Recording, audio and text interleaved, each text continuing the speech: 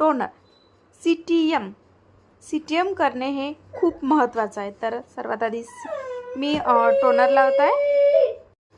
C T M म्हणजेच काय, cleansing, ठीक आहे ना, टोनिंग आणि मॉइश्चरायझर।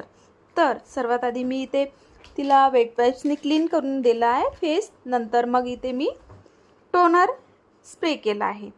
टोनर स्प्रे केला आणि त्याला आता चांगल्या पद्धतीत मी स्प्रेड करत आहे, जेणेकरून तिच्या स्किनमध्ये पूर्णपणे ते टोनर ऑब्झर्व होईल। या पद्धतीमध्ये टोनर ऑब्झर्व झालं की थोडी हवा घालायची आहे। हवा घातल्यानंतर बघा आता इथे मी मॉइश्चरायझर लावत आहे।